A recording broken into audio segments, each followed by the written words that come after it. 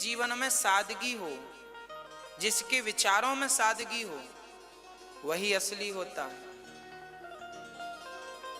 जिस गुरु के माथे पर तिलक ना हो, उसे आप अच्छा और सच्चा गुरु नहीं कह सकते। गुरु कौन? जिसके माथे पर तिलक हो, जिसके गले पर तुलसी की या रुद्राक्ष की माला हो, जिसके मुख पर भगवान का नाम हो, राम का नाम हो, कृष्ण का नाम हो, नारायण का नाम हो, भगवान शिव का नाम हो। अब गुरु, आजकल बहुत सारे ऐसे गुरु हैं जो कभी तिलक नहीं लगाए, जिनके बाप ने भी तिलक नहीं लगाए, वो भी तिलक नहीं लगाए और अपने आप को गुरु घंटा लमाने बैठे, हम गुरु हैं।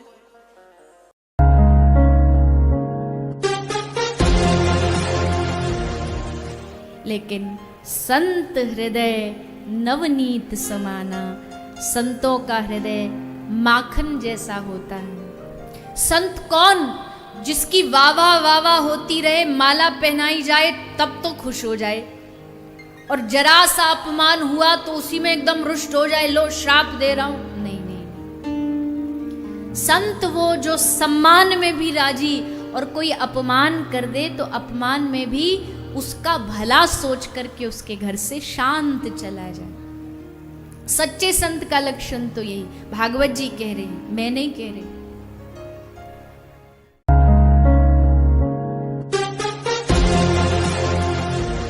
आप इंजीनियर नहीं हो तो आप इंजीनियर को कैसे पहचान पाएंगे?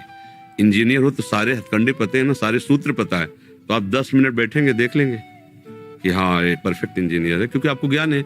अब ज्ञान है नहीं इंजीनियरिंग तो इंजीनियर, जब साधारण पदवी वाले को नहीं पहचान सकते तो शत शब्द है भगवान का नाम, जो भगवान में स्थित संत महापुरुष, उनको बिना संत हुए कैसे जाना जा सकता है? श्रद्धा और विश्वास पूर्वक हम जब उनके समीप जाते हैं तो भगवान ऐसी कोई जगह नहीं जहां ना हो, तो जिनके पास हम जाते हैं उनमें भी भगवान होते हैं। अब जब हम उनका आदर करते हैं, अंदर बैठे भगवान का, तो फिर उस शरीर से यदि पाखंड हो रहा है, वो संत नहीं है, थोड़ी देर में ही आपके हृदय में असंतोष पैदा हो जाएगा, बाहर निकलते ही लगेगा कि अभी जो चाहता था वो नहीं मिला, ऐसा आ जाएगा। और जिनके देखने से ही सरल पहचान, जिनके देखने से ऐसा लगे कि मिले तो पहली बार है लेकिन लगता है अपने हैं, अच्छी भावनाएं आने लगे, सरल पहचान ये है।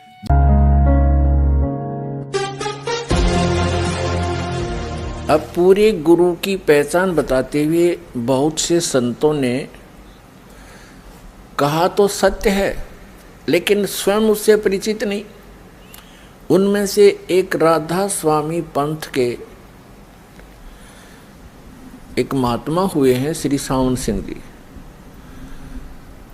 और श्री सावन सिंह जी व्यास डेरा के संस्थापक श्री जयमल सिंह जी के उत्तराधिकारी माने जाते हैं, और श्री जयमल सिंह जी सीधे शिष्य माने जाते हैं श्री शिवदयाल जी के।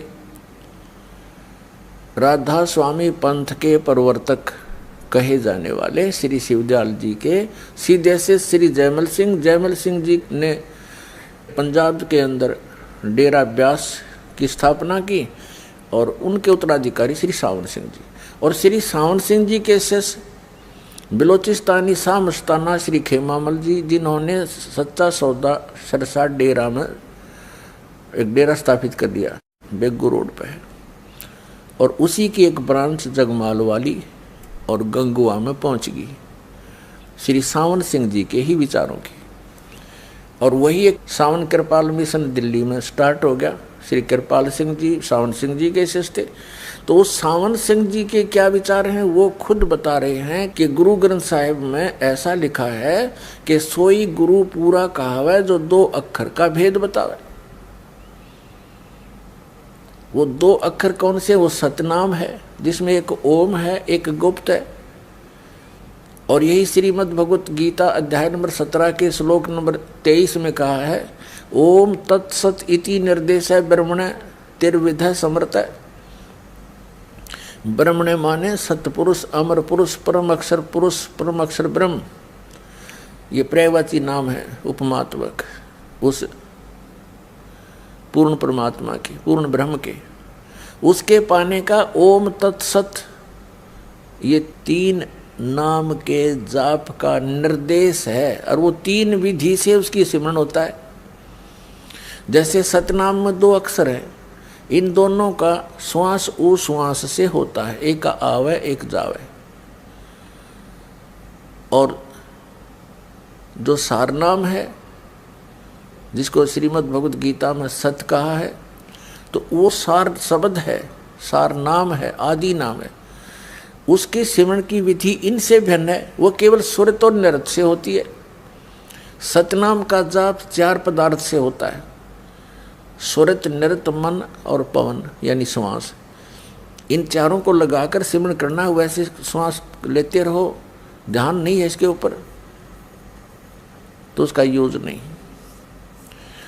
तो ये चारों मिलाकर के जो सतनाम का श्वास उस श्वास से जाप होता है, तो वो सही पूर्ण लाभ देता है। फिर जब सारनाम का सिमरन होता है शुरू, उसमें केवल सुरत और नृत ही काम करती है। इसलिए उसको अकय शब्द कहा है कि उसको बोलकर बताया भी नहीं जा सकता ऐसे सिमरन करो। कैसे सिमरन कर रहा हूँ ये बताया नहीं जा सकता, करने वाला ही उसका अनुभव कर सकता है, महसूस कर सकता है। जैसे गूंगा गुड़ खा के उसके टेस्ट को बता नहीं सकता, एक विशेष प्रतिक्रिया ही कर सकता है। ये राधा स्वामी पंथ के ग्रंथ हैं, ये आपको दिखाते हैं। संत मत